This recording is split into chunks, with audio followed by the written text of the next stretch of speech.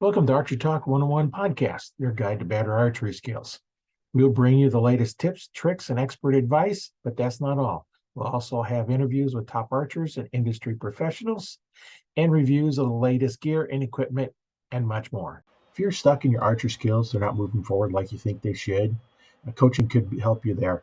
We offer a free 15-minute consultation call to see if coaching is the right fit for you. By taking the first step in filling out the form to book your consultation call, don't let another day go by without making progress and becoming the archer you know you can be. I'll put a link in the description below to fill out the form. Now on with the show.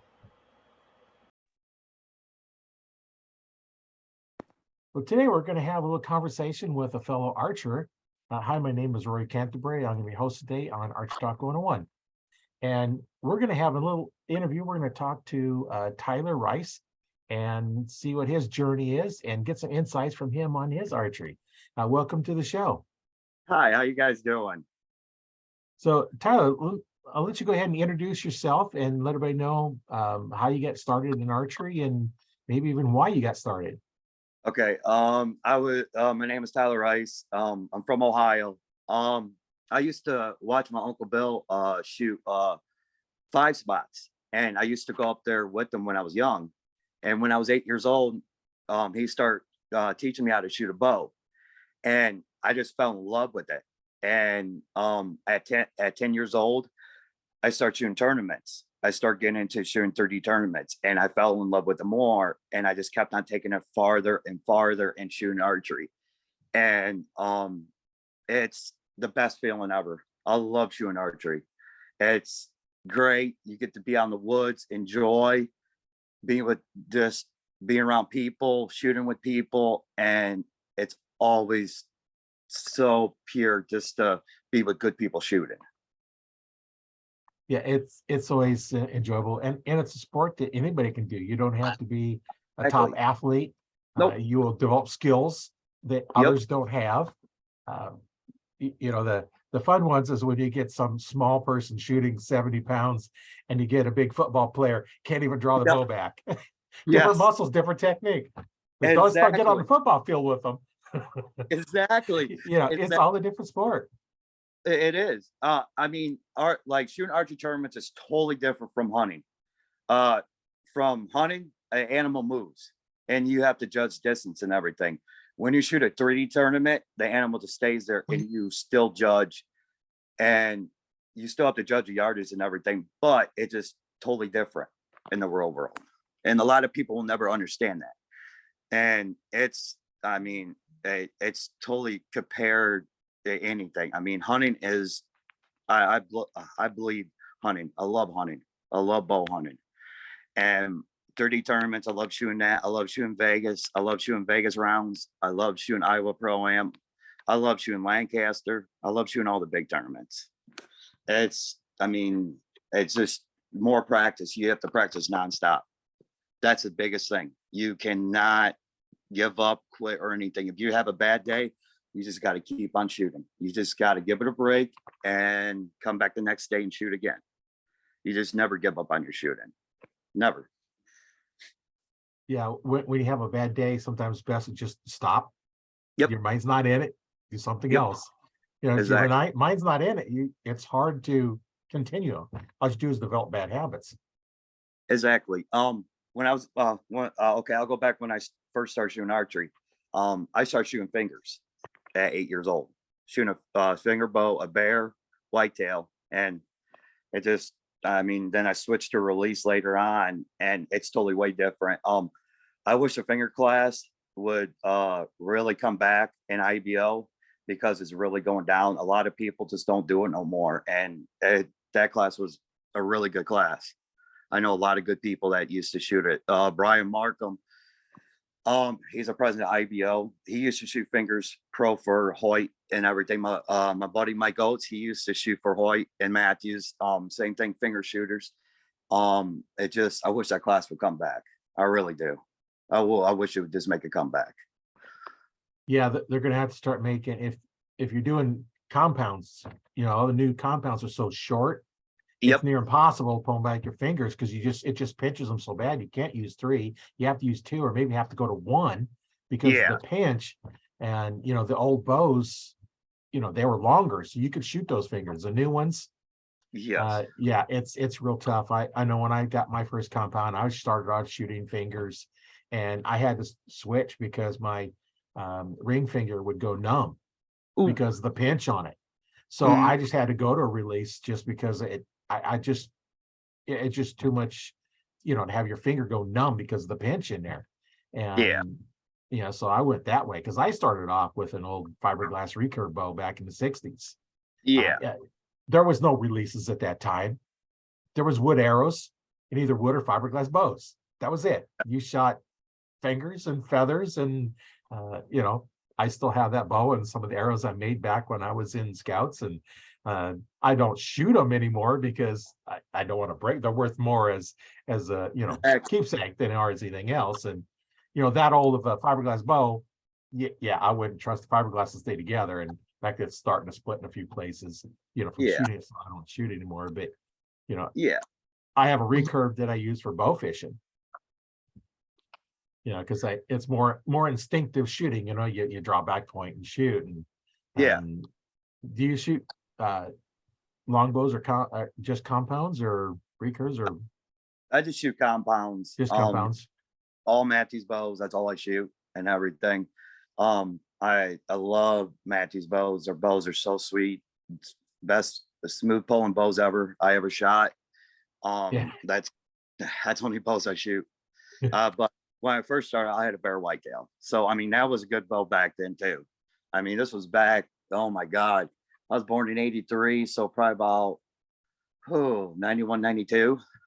Yeah. I mean, it's just I mean, a lot of things has changed on bows. Back then till now. I mean, the bows are faster, way different. Like tournament bows are way different than anything else. The only thing, the tournament bows are worth a lot more money than hunting bows, which hunting bows, I'm blown away how much they cost. But every bow company makes a good bow. It's whatever you like. It's whatever makes you feel comfortable. That's easy for you to pull back and what you like to shoot. And that's why I always tell people when they want to pick a bow, go to the shop, shoot every bow there is, and pick out which one you like. That's why I always tell people. Yeah, and that's the same thing. When I had my shop, I was a PSC dealer. Mhm. I couldn't get Matthews dealer because you can only be within 50 miles, and there was a PSC dealer in Yeah, Omaha where I had my shop. So, but I sold PSC, and then I stocked the low end PSC because I was a pro shop. I could stock the high end ones, and I'd go through and um, pretty much anybody come in with an open mind, I can get them into a PSC because they're just a matter of how they fit.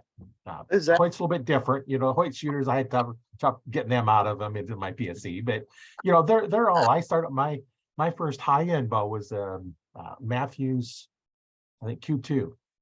Oh, the Yeah, Q2s are the good bows. I mean, them bows are old. Them bows could shoot. I mean, I have seen a lot of people that will shoot old bows, like old tournament bows, and still win tournaments. It's so nuts.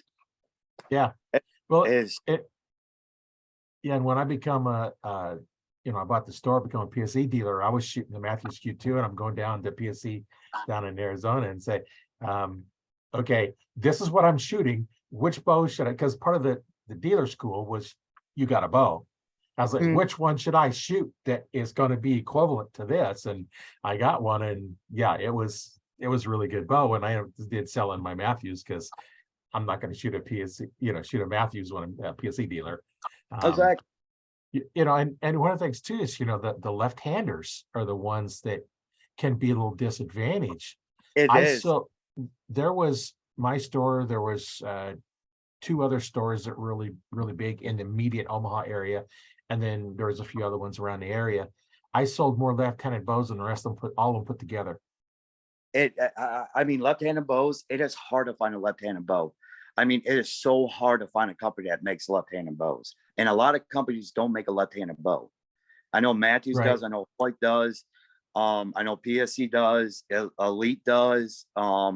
Prime. It's hard. Like I got a couple buddies that they shoot left-handed too, And they're like, Tyler, I have a hard time finding the bow. I'm like, I get it. It's just a lot of people shoot right-handed, and there's not a lot of lefties out there. There's not. Yeah. And I sold more of them because I stocked them. Exactly. Most of the pro shops wouldn't stock left-handed bows, or even go to the big box ones. They don't stock many left-handed bows. They're just mostly right-handed bows. And you know, as a right-hander, would you want to go shoot a left-handed bow to see if how you like it? It's going to shoot totally different. Yeah, it's going to shoot totally different. Being right-handed, I have shot left-handed bows, just teaching. And, as I'm teaching, because I'm also an archery instructor, Yes. I actually prefer to teach a left-handed person, because now I can do my normal stance and they can just look at it, but I've done it so long that, get a right-hander, I just stand, I just do it in reverse. It's no big deal. And, when I do pick up a left-handed bow, it's like, I know everything I'm teaching, I just reverse it, because I've done it so much. And Exactly.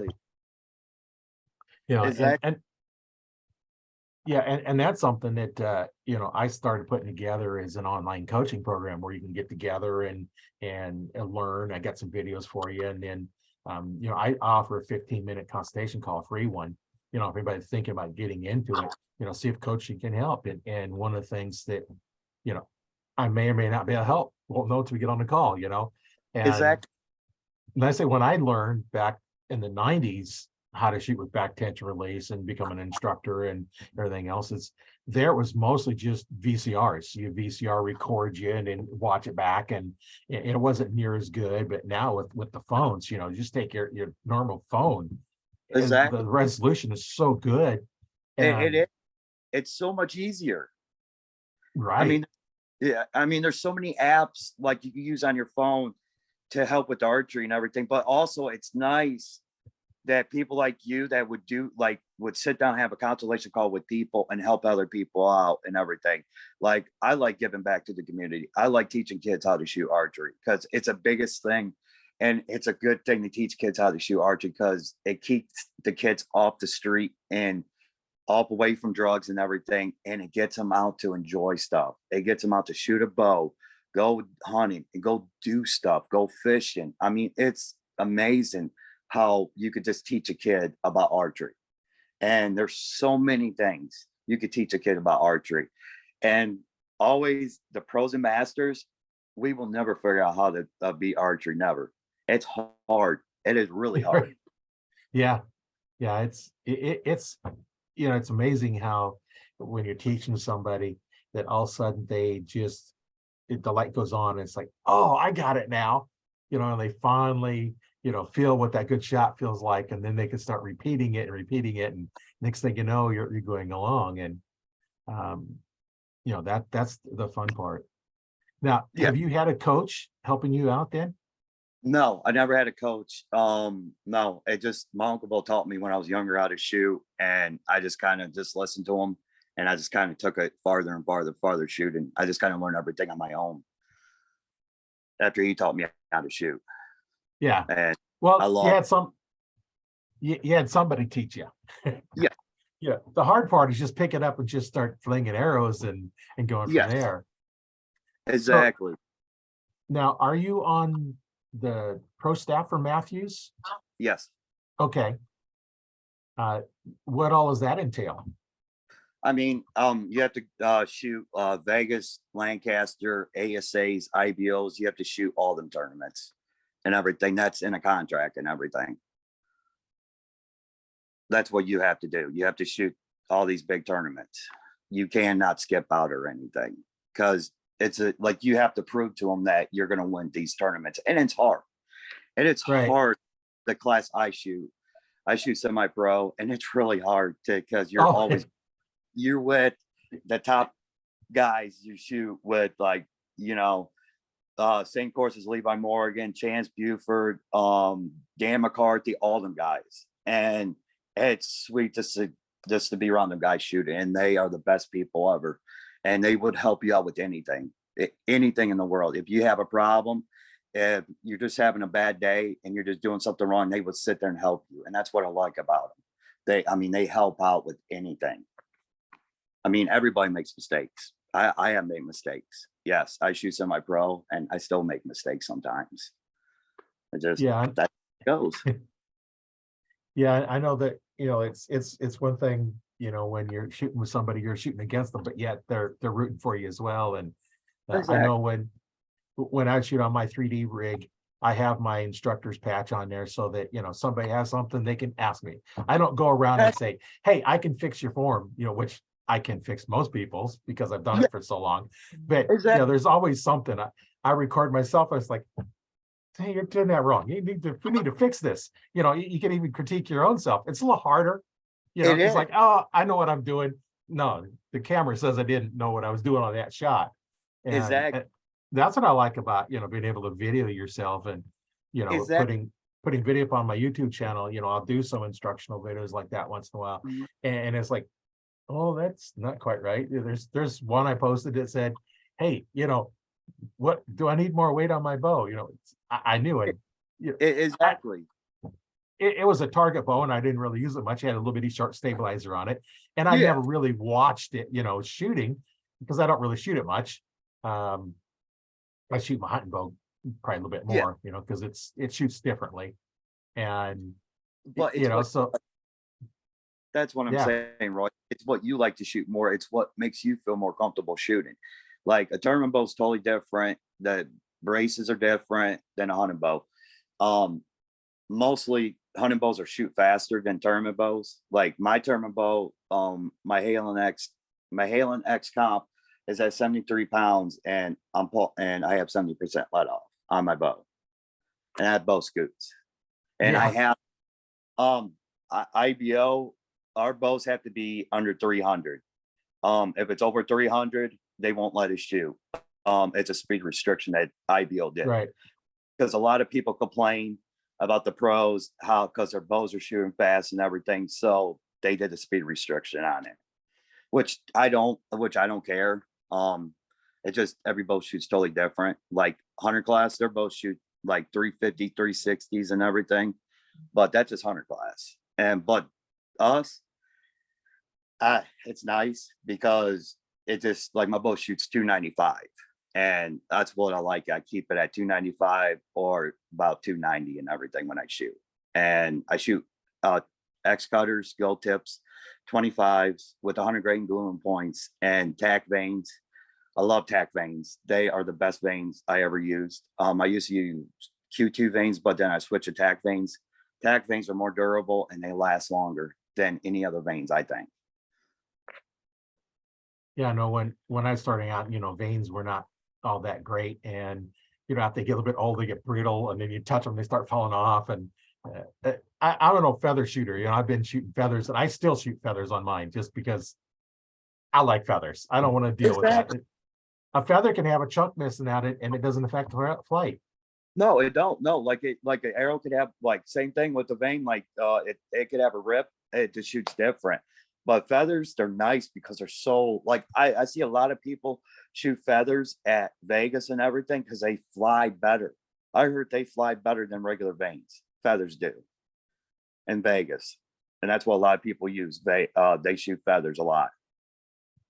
Yeah, and I just like them. And I say if the feather gets messed up a little bit, just get steam them up. They come back. Exactly. Yeah. Now the veins, I haven't tried it because I don't really shoot much veins, but I heard, a hair dryer will straighten them back out too. But anytime veins are messed up, they just Exactly. go and You just refletch them and do everything, reglue. It's, yeah. I mean, that's all. I mean, I do my own arrows. I fletch them. I have an arrow cutter. I cut them. I do everything else. I weigh out everything, and it's, yeah. Sometimes I'm on, but I might be up a little bit. But normally when I shoot, they're good. I never had no problems doing my own arrows, and that's where you save your money. And a lot of right. people, like I got a lot of buddies that in archery shops that I talk to, and yeah, I mean, we always just sit there and talk about archery, and we talk about Lancaster, talk about Vegas, Iowa Pro Am, IBOs, ASAs. I mean, it's hard. I mean, it's like I work second shift and everything. Plus, I shoot archery tournaments. Plus, I try to shoot, try to hunt. I try to do everything, and it seems like you never can't find enough time for anything. It never ends. It never stops. Yeah, yeah. While you're trying to sleep, everybody else is up playing. Uh-huh. Yeah, yeah. You working those night shifts. Yeah. And it's nice. I mean, it's a good job and everything. I mean, hey, I get weekends off. That's more excited for me because I get to shoot archery tournaments on the weekend. So I love it. Yeah, yeah.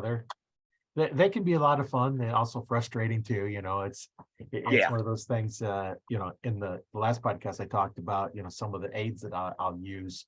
If my form is going bad, and one of them that I used is I have a string that's my draw length, and it looks around my thumb, and then as I shoot, if that Mhm. string hangs up on my thumb, my technique's off Yeah. because that hand should go straight to your target. If it doesn't, it hangs up. And some things like that. There's a lot of different practice techniques that I use to help me out. And Mhm. I know what kind of techniques to use in your practice to Um, help out. like the same anchor, I tried to do the same anchor and everything, and I could tell when a shot breaks perfect and it just feels good. But when I do something that, like when I do a totally opposite, if I anchor wrong and I shoot, then I shoot different. And I kind of like I try to do the exactly same thing over and over. I don't try not to switch anything. I try to keep everything the same. And when I shoot a 360 Scott's back tension, that's why I shoot for tournaments. But for hunting, I use a wrist strap. But I mean, shooting, like I try to make everything the same. I try to do the exactly same thing over and over. And sometimes you do make mistakes where you anchor wrong, you do something, and it happens. And nobody's perfect. That's how it's just archery. I mean, you just try to do the best you can and shoot. You just try to make good. You try to make breakthrough shots. You try to just make everything perfect. It happens to us. I mean, it's happened to a lot of us pros. I mean, we'll be shooting good. Then next shot, boom, we'll do something different and it'll just shoot different. We're like, what did we just do? But we try to fix that quickly. And that's why I try to do exactly same thing over and over. Exactly first thing I do. If I there's a certain um thing I do and I love it. I do. I mean, I try to do all the best I can. I just try to do exactly the same thing. The first thing I do always. Yeah, from when you walk up to the line, everything is an exact repeat. This process, same through. Yep. If you walk up to the line, you straddle line, you look down, make sure your feet is same front and back of the line. They're lined up like you want. You go through the whole process, and I have a little sling that I put my bow in, the bottom limb in, and once I got that, it was really nice. So I just use that, and then the whole process, grabbing the bow, breaking up and drawing and everything.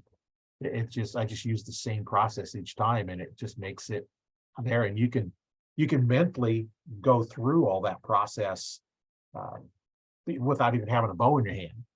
Mentally go Exactly. through it, clear through to seeing the arrow hit, the center of the ring. And I mean, I try to watch archery tournaments. I try to watch like stuff that pick up on pointers too. If I do something wrong, I always try to pick up stuff because um sometimes like you do make a mistake, you go into a different anchor point. I done it, everybody's done it. It happens. It just you try to shoot, you try to be calm and everything. And a lot of people don't rush your shots when you're shooting. Take your time shooting. That's the biggest thing. When you rush your shots, you're going to shoot totally different. You're going to be off and you're going to be disappointed. And that's why I always try to take my time. Always. Yeah, you've got the same process you go through. It takes X amount of time to go through it. Your shot from standing there to drawing back and releasing the arrow should be about the same time frame. Yep. Every shot. If Yep. it takes you 15 seconds to do your shot, it should take you 15 seconds. Exactly. Not 10 or not 20, because now then you're off. And I've done that. You've probably done it as well. You draw back and you start pulling. It's like it's not going off. You got to let down, start over because something's not right. Exactly. Maybe grip is off. The hand is wrong. I use a Carter chocolate addiction that I hunt Okay. with, It's a handheld one. Yeah, I have a wrist strap that I use when it gets really cold. Here in gotcha. Nebraska, winter, the November, December, it can get cold. And Oh yeah, I don't want to grab with my bare hand that cold aluminum. So I keep the wrist strap on for that because I can have more of my fingers covered up. I just need the yeah, index finger out then. I got to yeah, have the joint between the index finger and the thumb. I need to have that open where I can feel it because yep, if you can't feel the trigger, you can't exactly, you can't shoot. You don't know what's going to go off. Yeah. exactly. You And might just accidentally put too much pressure on it, drawing it back, and smack yourself in the mouth. done that. I've done that a million times. I, I have done it. Get the full draw, get settled in my anchor, everything goes good. Boom, I pump myself right in the mouth, right in the nose start bleeding. I'm like, I'm like, okay. I just calmed down. I'm like, okay, let's do this again. I just keep on doing it. And I mean, it takes a lot of time of practice to get real. It takes a lot of practice.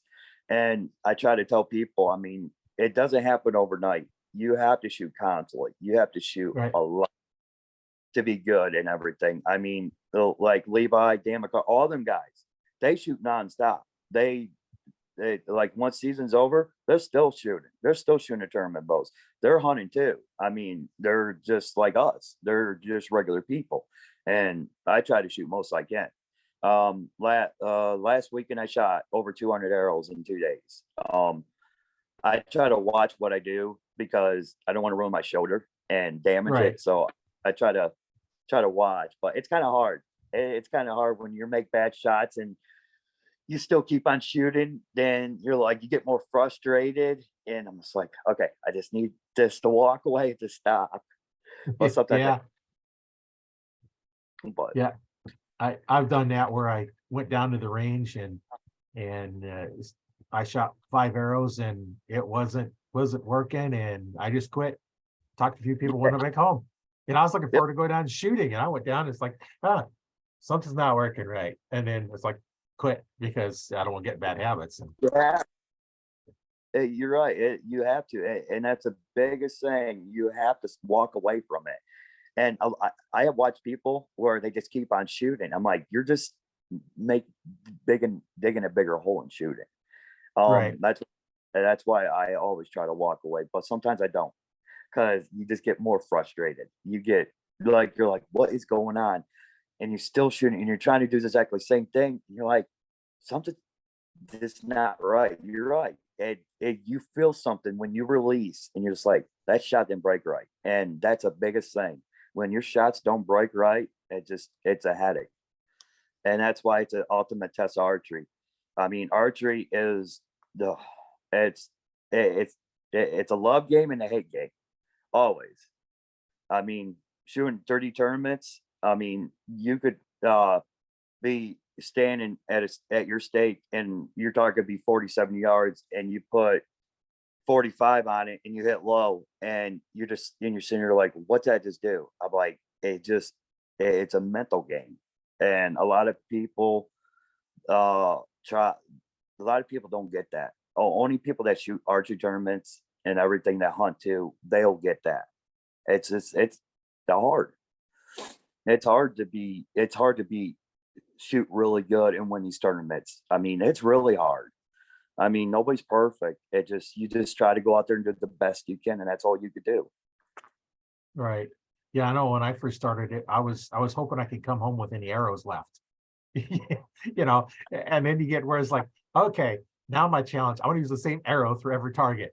You just kind of Exactly. as you get better and better, it's like, did I bring enough arrows? I got 8 arrows with me. Did I bring enough? Because 2 targets, you're down an arrow, you're down another arrow, and it's like, can I make Exactly. it through? And then you get to it, it's like, okay, I didn't lose any arrows. So now can I use the same arrow for every target? And then go through and go through some of that. But that's always a challenge, when you're first starting out, that new people have to realize that, you know, you may not hit every target and Nope. just do what you can Been do. been there, done that. Last year I had a terrible year. I shot IBO Indoor Worlds in Mount Vernon, Ohio. I shot a 299 and it was 40 targets. I blanked 4 targets. it was bad. I rushed my shots, and that's what I did. And I've been working on my shots more this year and doing more stuff, just to make it better, where I'm more calm and everything. It's kind of hard when you only have like a certain amount of time to shoot, and Right. you're standing, and everybody's standing right beside you, and everybody's bow's going off, and you're still at full draw, and you're trying to just calm down, anchor, and everything. Yeah, it makes it hard, but I try to do the best I can. Yeah. So what struggles did you have when you first started out in archery that you had to kind of overcome? Missing targets, just doing different anchor points, trying to get comfortable with the bow. I try to like grip the bow wrong. I try to torque it wrong when I was young. Then once I start getting older, I start like watching more videos on how to hold the bow and everything where I don't torque it, and I just start learning from there. And I mean, my uncle Bill's taught me too, how to shoot, how to don't torque a bow, because that's the biggest thing. If you torque a bow, you're going to shoot totally different. Your anchor points Right. going to be different and everything. And I tell Yeah. you what, I owe everything to my uncle Bill. He has taught me so much. He's taught me how to hunt, how to fish, how to shoot bows, everything. He's the best uncle I ever had in my life. Sounds like you have a good guy in there to get you started. Yes, I have a good family. They love to hunt and everything too. A really good family. So what kind of struggles are you have now that you're still working through? This uh not trying to rush my shots. Sometimes I'll rush my shots, and I just try to be more calm and try to work through that. And that's what I try to do. I try to work through it more than anything. I'll sit there, I'll go to full draw, I'll take a deep breath, just calm down, and I'll just slowly release my breath, and I'll just release. And it seems like I shoot a lot better when I do that. Other times I would just pull it back, aim, and just shoot, and just was being stupid. And now I'm more in control of my shooting, what I'm doing now, and I love it. And that's the biggest thing. You got to be more in control of what you're shooting than anything else. So you have others in your family that shoot archery as well, besides your uncle that got you started. Yep. Yes. My cousins, they shoot bows. They don't shoot tournaments. They just bow hunt. I'm the only one that shoots tournaments. They don't like shooting against me. They get at me because I'll sit there. I'll hit their arrows and everything, and they're like, "I'm done shooting with you." I'm like, fine. But I Yeah, mean, they're good hunters too. They kill. My family's killed a lot of big whitetails in Ohio. Really good family. that's always a good thing Yes. when you have a family that you can hunt with, and it just makes it a lot nicer. And get your kids out there. And I know I Yes. started my kids out when they were 5, 6 years old, shooting bows. They also are like a 5 pound recurve or a compound bow, only 5 pounds. So they couldn't shoot very far away, and take them to 3D tournaments. And I'd get them up close enough they could hit it. And of course, the arrows aren't going to stick because they're not the real pointy ones. And, Yeah. kind of the safety tips on them. And if they hit the animal, I counted it, it didn't have to stick. For us, it has to stick because then I'd be able to see Yeah. where it's at. But for them, Yes. if they just hit it anywhere, I count it as at least the Exactly. minimum score, Yes. and get them out there and have a lot of um, Great fun just memory. being out there. Yeah, I mean, it's the best memories being with your family and being with your friends and being with your just shooting. Just it's the best thing ever. And it's just hunting, just like you get to share with your family, like when you help them go track a deer, when you do stuff, help them drag it. It's best thing ever. That's more important than anything else than me killing a big deer. I mean, I'd rather be with my family watching them kill deer than me killing a giant. That's just me. right. Family, Yeah, it's just family is more important, because one of these days you're not going to have your family. You're not going to have your uncles or anything, or your aunts. And that's why you try to spend all your time with your family and everything. yeah. That's important to be around people that have the same like mind, and and like doing the same stuff you do. And it's much more enjoyable that way, to go out. I know with one friend of mine, we used to go to 3D shoots, and we were kind of pretty much equally matched. And the whole thing was who gets to give it and who has to take it for the next week to the next tournament. That was the whole thing. It's like, okay, I outshot him this time. Next week he outshot me. And you just kind of go back and forth, and it's you help them out, and they shoot, and it's like, oh, okay, he undershot that. I know how he judges. I'm going to shoot a little higher than him. Exactly. I Yeah. mean, like us with my friends, like we always like, okay, the other, like the one that shoots the lowest score, they have to buy lunch, and that's how we normally do it. So it's kind of good. So I win, or else my buddies win, or else I'll lose and everything. But it's just the best thing to have a little bet like that. It makes things good. It just makes things funny and everything too, and it's just a good camaraderie with being with good friends. Yeah, it didn't matter if we were the bottom two in the ranking. It Exactly. just, or the top two. It didn't matter where we were at in the ranking. We was just shooting against each other, just to have fun. And Exactly. that's a lot of the fun part of it. And See, like me, I like when I go to tournaments. I shoot for fun. I try not to let anything get in my head, because I'm there to shoot for fun and to have fun. I don't care what I score. I don't. Before I used to. Now I just don't. It makes things so much easier when you just shoot for fun and just have fun. When you say, okay, I got to be top three and everything, it don't work like that. It don't, because that's all you think at top of your head, and you're just gonna shoot like crap too. And that's why I just go out and shoot and have fun each tournament. I don't care what place I get. I don't. It's just having fun, enjoying what you love to do, and that's the best thing. When you enjoy archery, it keep it. I mean, it's an obsession, and it's the best feeling ever when you love shooting archery. When you get into archery, you're gonna fall in love with it quick. It's seriously right. when you hit your first bullseye, oh my, it's on. It changes so quick, and you just start getting more into it, more. Keep on driving, and the drive is the biggest thing. When you have the drive to shoot archery, it's the best feeling ever. And I like to see kids like that. I like seeing people like that with the drive, with obsession with it. I mean, it's the best feeling ever. It is. Yeah, and then especially when you're out there shooting, you're shooting single spots, you get your first Robin Hood.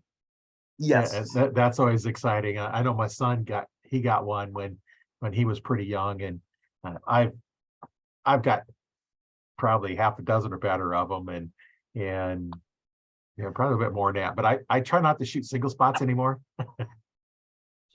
See, that's my thing. Same thing. I mean, I'll start grouping arrows. Then I'll shoot again. I'll hit an arrow. I'm like, crap. I'm like, yep, I just Robin Hood arrow. And I walk up, yep, arrow sticking. I'm like, well, there goes $15 arrow right there. I'm like, okay. Then Yeah,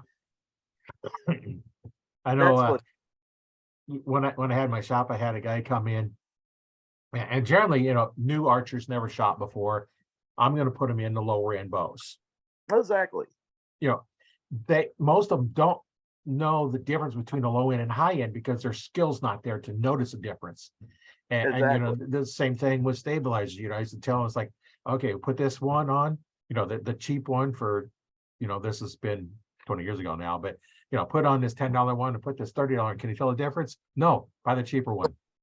Exactly. Yeah, That's what I'm saying. I mean, stabilizers, okay, like the more expensive stabilizers, like longer stabilizers, yes, they help your bow out when you're like in class, like big classes and everything. But if you're just shooting a 100 class or you're just hunting, shorter stabilizers do exactly the same thing as a longer stabilizer, always. yeah. Well, I think in the 100 class, in like a 12-inch limit or something like that, at least it was last time I checked, on Yes, yeah. stabilizers. You couldn't use a long one in 100 class. And Well, that's all I shot was either the hunter class or one like mhm, that. I didn't shoot the old ones because I'm actually shooting my hunting bow at the 3D tournaments. This is the bow I exactly. hunt with. And I I'm mean, that's shooting how in I hunting weight. exactly. I mean, that's why I started off shooting this 100 class. Well, club, then went up from there. But I mean, 100 class. I mean, 100 class is a big class. it's a huge class, and a lot of Right. people shoot in 100 class, and it's 0 to 35 yards as a max, and it's yeah. I mean, I used to do that, and it's fun, and it's so much fun shooting them 100 classes. You get to meet people, you get to have fun. I mean, that's the Right. biggest thing. Well, and I've It- seen at some of the tournaments too that, they're shooting the same course. You got your open class and your 100 class, and the 100 class is getting higher scores. yep, Yeah, go exactly. figure. It is. I mean, the hunter class there's an expert hunter. They did that and everything. That's for like really advanced hunters and everything. They shoot different, but I mean they shoot like they have a course too, but that same thing as hunter, but their stakes are totally different. It's just just expert hunters, more advanced hunter class. Yeah, when I was doing them, it was the same stakes. Yep, At the local shoots. Now you start getting into bigger ones, they're going to do a little differently, but just the exactly. local club shoots, same stakes. You had, the kids had a little bit closer stake, and traditional had Yeah. different stake, but Yes. everybody else had, if you're shooting a compound, you're an adult, this is your stake. No matter what Exactly. class you're in. And Exactly. Yellow. know, I think yellow was hunter class. Blue is for semi-pro and open and everything. Green, I think is for hunter expert, and white is for cub. I know that. yeah, just a little bit different each one. Exactly. It's just yards are totally different. When you shoot the blue stake open, you're way back there. So, oh yeah, it's got a way big difference. Yeah, you got to judge that yardage differently, and then you get out in the 3Ds, and some are up targets, some are down targets, and you don't know, so you got to worry about compensation. It's like, what is it really shooting at, and what does it look like it is, because they're not the same, and that's the part that always messes Exactly. people up, is how far to shoot Yeah. that target for. Oh my God, Roy, the hills, like look, just like the little hills and everything. Oh my God, that always messes me up. I'm like, okay. I'm staring at a caribou. Okay, I'm like, okay, that's 38 yards. I'm just like, then I look at the little hill. I'm like, wait, that's farther than that. Then I'll put 46 yards. I hit, boom. I'm like, I guess I was right. But them little hills always kill you. That's the Yeah, biggest thing. The little hills kill you. that's why I got it started. I'm not going to range to the trail. I'm going to range to the tree on the trail that's straight off from me. And it's amazing. I Is had that one shot that it was a 20-yard shot. That tree that was on there was 20 yards away, but it sure looked like it was a 40-yard shot. Deer come by, 20-yard pin, exactly? got out what I needed. Yeah, it's just all that you have to get Exactly. that mindset in there. Now, when you're indoor, it's all flat, basically all flat. You might have a It little is. platform you're off on at times, but that's something you don't have to worry about. And that's all stuff that Oh no, you know you can learn from other people and coaches and everything else. So exactly. The wind is the biggest thing. When you shoot fat arrows, oh, them fat arrows, they just go with the wind, and yeah. that's the wind, biggest thing ever. And a lot of people shoot skinny arrows. I just shoot fat arrows. I shoot line cutters because I like it. If I miss, if I'm a little bit out, then I know I got the line and everything, and I get the Right. higher. A lot of people shoot line cutters. A lot of people do. I mean, a lot of people shoot the 27s or 30s or 25s and 23s. Yeah, when I I was used to, shooting a loom, I used to shoot 25-12s, a big fat shaft, not because line cutters, just I like that bigger shaft, and it worked good on the bow, and I get perfect shots out of the bow I had at the time. And now I shoot carbons, but yeah. Uh, Remember back in the day, remember East Aluminum arrows and everything? right. That's what I started. I mean, that's what I started shooting with is Easton aluminum arrows. And I used to go through a lot of the barrels, sticking, shooting at targets, the bend, and that. Oh, I always have fun shooting. I always have fun shooting aluminum arrows. And you know what? It's like you don't see stuff like that no more. You don't. Like you don't see the old stuff normally, like you see the new stuff today. Yeah, well, everything changes, and I know I was at a shoot one time, and one of the arrows in my quiver was bent, And I didn't use the same one, or I just reached in and grab one, and I was throwing it. So one time it's like, this arrow's off. Every once in a while, it's off by quite a bit. So I give it a spin. Sure enough, it was bent. Mhm. So I made sure I didn't use that one no more.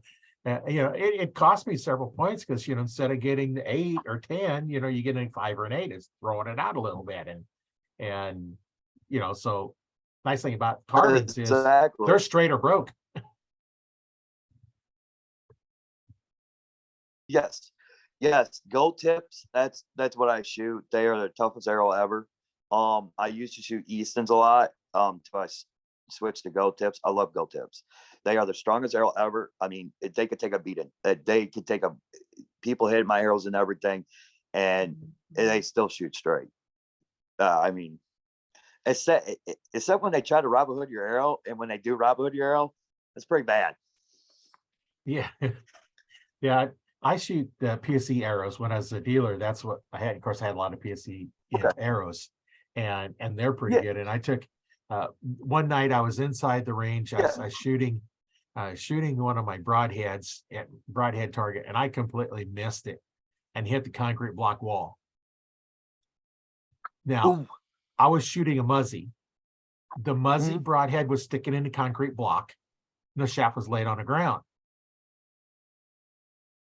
So I reached out and pulled it out. The insert had cracked in half, and it only cracked the shaft back about an inch.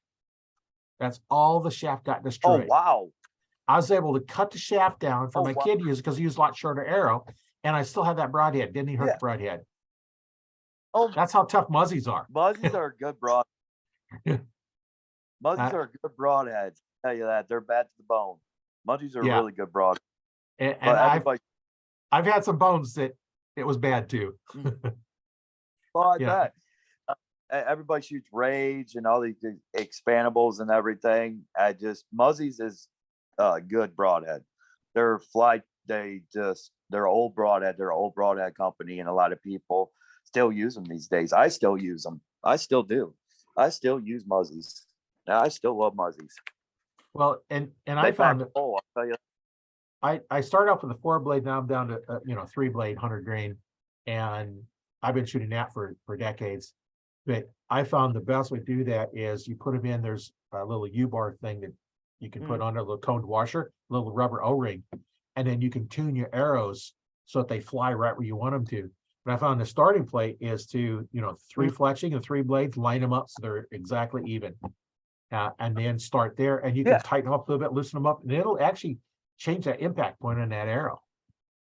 And Yes. so I set mine up so I can shoot X's with my broadheads. Exactly. I mean, just like Roger Ragland, he shoots Muzzies, and he's killed a lot of giant whitetails shooting Right. Muzzies. MX4s, MX3s.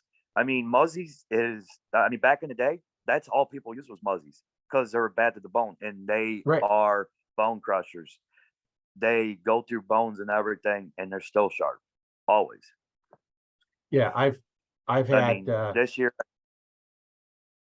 I had one time I shot and my string hit my arm before I knew what was going on and knew to shoot the proper draw length. I was shooting too long, and it sent that arrow back through the back hip and just shattered the thigh bone. And when you can get that kind of stuff, it's good arrow, a good broadhead and good arrow set up.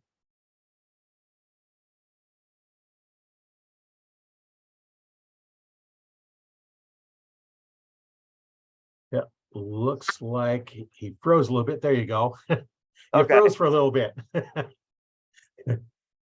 Yeah. No, I don't know what happened. Yeah, I'm back. Can you see me? Yeah, I can see you. It just kind of froze a little bit. Okay, good. And then it went out. Yep. I was kind of worried, like, no. I was like, no. Yeah, that happens sometimes. That the internet connection goes away or it gets flaky, and we go out, and it's one of the things we have to deal with once in a while because we're not sitting in a studio, and That's what's nice about this is I can just do Exactly. this from anywhere. I can interview anybody around the world, as long as I speak English, because I Yes, only speak English. Um, yeah, me too. yeah, Me too. yeah, That's the only thing I speak. I only speak English. I don't speak German, French, or anything Russian. I don't speak anything, just English. yeah. A few words here and there is about it, but you know, over here, pretty much English or Spanish is the only two that you're really going to get a lot. But I speak English. If you're living in America, I'm going to speak English to you. If you don't understand me, well, there's apps to fix that. And Exactly. I've used some of this, online. I can, somebody will type something because I have members of the Arch Talk 101 Facebook group that are all over the world. Mm, There's there's yes. uh, there's there's people from countries I have to Google map it to figure out where they're at because I never heard of Yes. the country, little bitty country or little village or something, and I don't know where they're at. So I'll look at it. It's just all over the world, and it's a world sport. And I've talked to a few people over there, and unfortunately, we can't get them on podcast because they don't speak English good enough to do it. But we can communicate by text because, well, one guy did it, and it was in there, so I knew which language it was. Somebody commented in Russian on one of my YouTube posts, and I just typed it in Russian to English, and it's like, oh, okay. So then I typed my response in English and put the Russian translation in there, so I talked back to him. You know, Good. That's pretty cool. so and that's just all free tools that you can use. So we can communicate with people around the world, and we're all archers, and it's a worldwide family Exactly. of archers. Archery is so big around like all states, all countries, and everything. Archery is the biggest thing, and it's the best that you could talk to people from around the world and everything. Always. And it's 64,000 years old. Yeah. What sport has been around for 64,000 years? Not that Archery, many, just archery. Exactly. throwing spears. They still do that sometimes, but Exactly. Yeah. yeah, Tim Wells does. He throws spears at animals and everything, but a lot of people don't do that. Archery is the oldest thing. Long bows. Just like Rabbit Hood. Back then that's what they used as long bows, right. and they used feather veins and everything, and they killed animals and everything with it. But they didn't have the poundage back then what they used to, but they still killed animals with it. Well, and a lot of them too, some of the old ones, they were really heavy, great weight bows. So you had to really work out in order to be able to draw them back, because to get that distance, there wasn't any Yes. speed. The compounds now, you can get a lot Yeah. of speed, and you don't have to have Oh the my. weight. No, you don't. You can shoot 45 pounds or 50 and still shoot high speed and everything and still kill Right, deer. right, 45 pounds. 45 pounds is here in Ohio as low as that they let people shoot their bows. And 45 pounds, no, 40 pounds. Forgive me, 40 pounds. But 40 pounds, girls could shoot that. And I've right, seen a lot of women shoot 40 pounds that shoot tournaments with, and they still beat the crap out of people. right. It's just how you shoot. That's a big thing. If you want it, you're gonna work hard for it. That's the thing. You just don't give up. You don't give up on anything. Yeah, and that's one thing that there's really no difference in this sport. Although we do have men's and women's divisions, but there's no reason why you couldn't have mixed divisions because it's just all skill, your technique. You might have to lob it a little bit more than somebody else, but still, if you're outside in the wind, the slower bows are going to be a little bit more affected by the wind because it spends more time in the wind. Is that But other than that, is that so that's that's always a nice thing that we can do that. And yes. one of the things I do, just kind of a little closing thoughts here, is for those interested in joining the Archery Talk 101 Facebook group, I'll leave a link in the description for the podcast, and you can click on that link, go there. And I'll also leave a link for the form to fill out for your free 15-minute consultation call. So make sure you fill that out if you'd like to see if coaching is for you. It may or may not be, we don't know until we get on the call and talk. So that's some of the things that I offer to people that listen to the podcast clear to the end is, you can get some advantages there. And I know in the Facebook group, we don't allow anybody posting any links. The only links that we allow is to like tournaments. So if you're going to, if your club has a tournament, you can post that there. But we don't allow anything there, and it's a place for people to talk about archery. If you're having a problem, you can ask it. Like some of the problems that you've had, or if you're in there, somebody has a problem, you may have an answer for it. Something you've struggled with, and it's just all helping anybody. And like I always say, the only dumb question yet is the one you haven't asked yet. Because if you ask it, it's a problem. It's something you're concerned about. And my thoughts on archery is it's a stick with a string flinging another stick. So whether you're shooting compound bows, you're shooting crossbows, longbows, recurves, it's all archery. Or if you took a fiberglass and made your own, or a PVC pipe, I've seen some make bows out of that. It's still archery, and there's no discrimination against what type of bow you're using. And crossbows are really good for people that are starting out, don't have the time to practice. How good can you get with a crossbow in a short period of time? Good. They're not as much practice. Yeah. You've got your crossbows are easiest and quickest, then you got your compounds, and then you got your recurves, then longbows. And depends on how much time you want to spend. Exactly. I mean, that's the biggest thing. You gotta have patience in shooting. You gotta enjoy it shooting. You gotta enjoy shooting. Don't let things bother you. Don't get frustrated over anything. I mean, that's where I used to, when I was younger, I used to get frustrated because I didn't make a good shot. I always get mad, and I'll just, it was stupid to me when I was younger. But now, if I make a bad shot, I just move on to the next target and just shoot.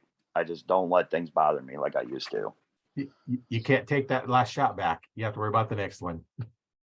Oh, yeah. Exactly. And I tell you what, it's beautiful to take kids, learn them how to shoot archery, and take them hunting, and just watch them shoot their first deer. It's the best feeling ever.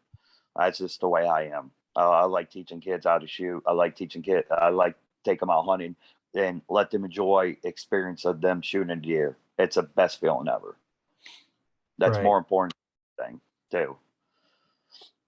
Well, kind of in closing thoughts, what would you say to the person that hasn't shot, that's looking to start up in archery? I would say go to your local archery shop, and I would say shoot every bow there is, and pick out the bow that is more comfortable, is what you like to shoot.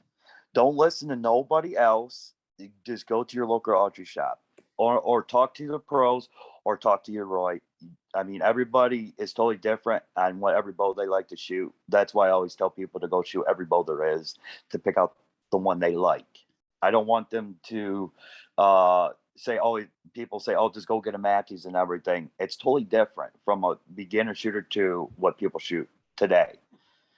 Beginners, they just need to shoot what they want. They just want to, if they want to shoot a bear bow or a PSC, that makes them happy. That's all that matters. Right.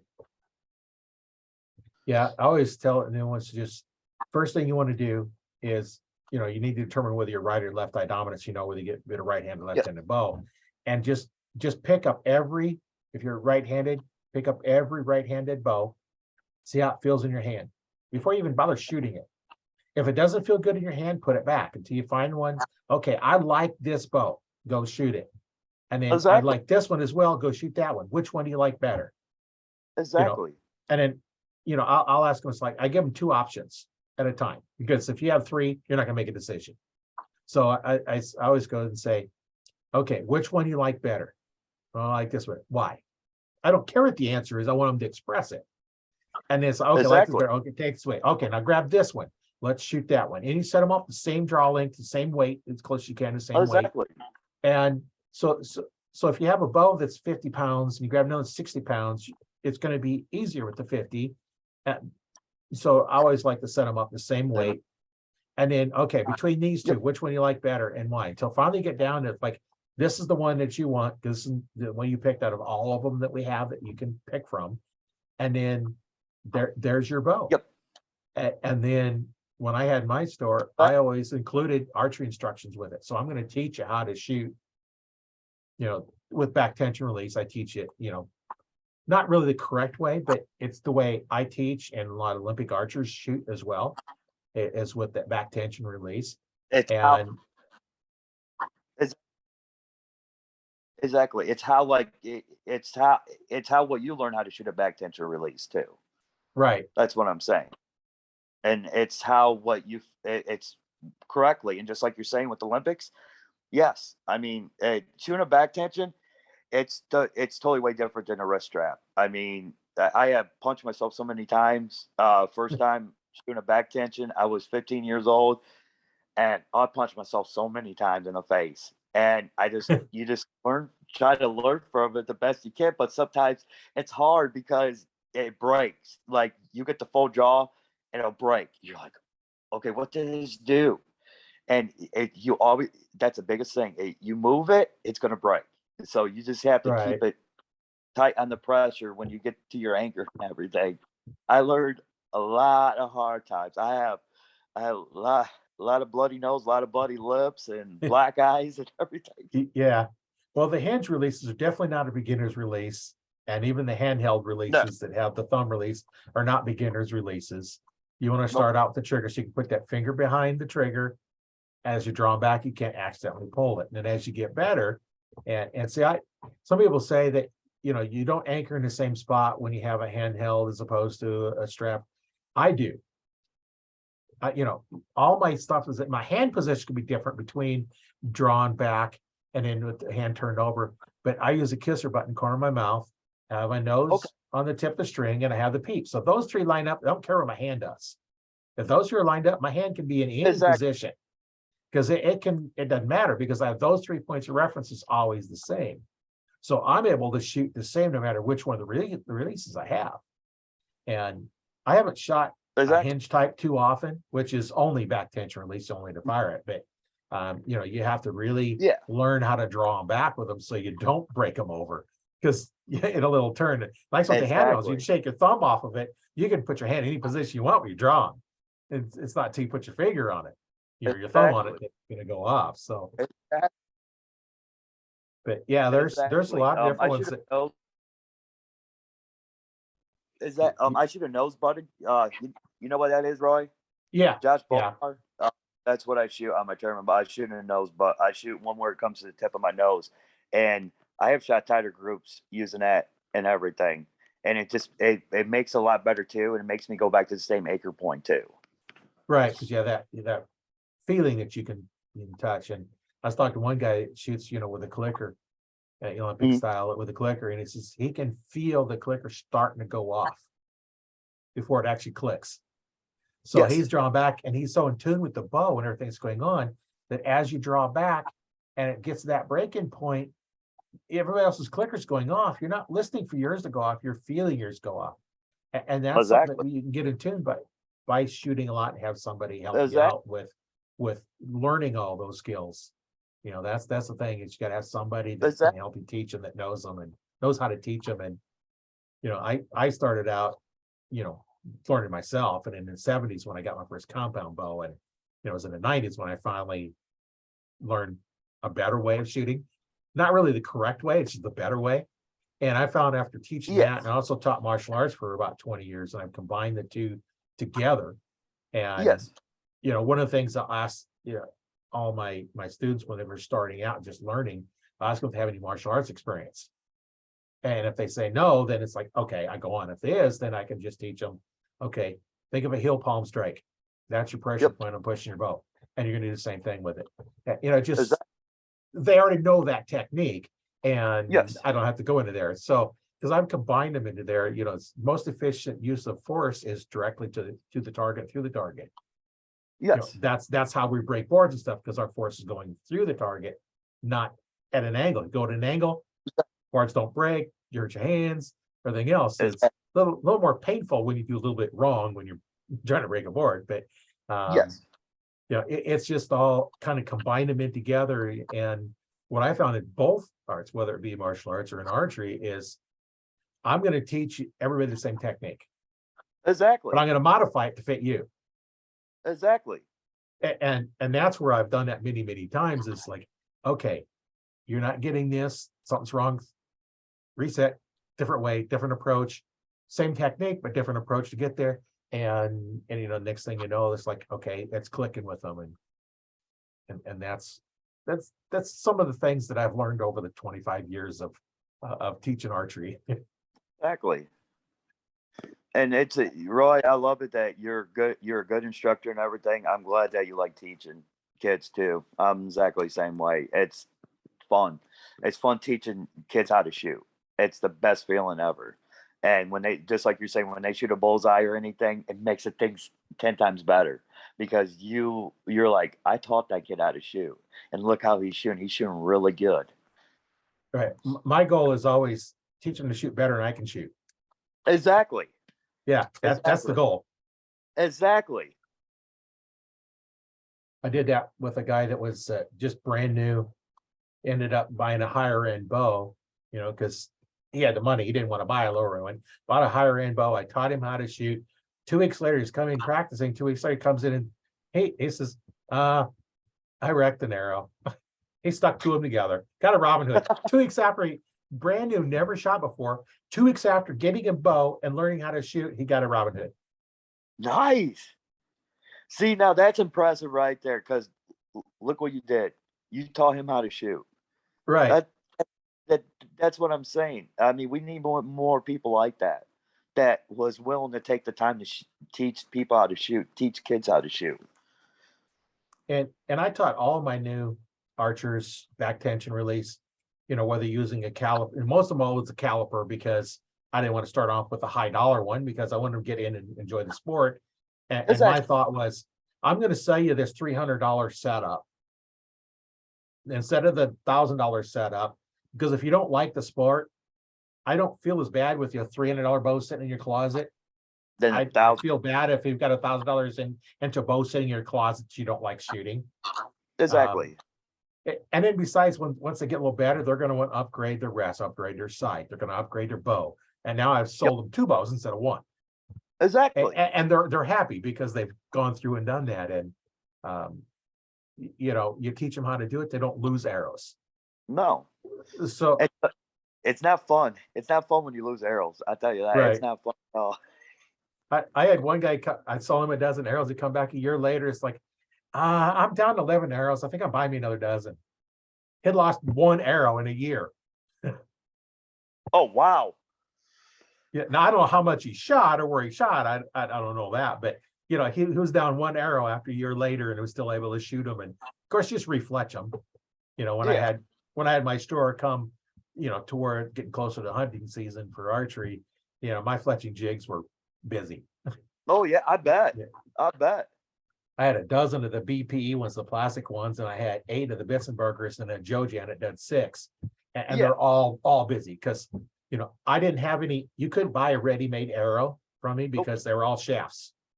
They're all cut to your length and fletched however you want them, either veins or feathers. Of course, the cost is a bit different.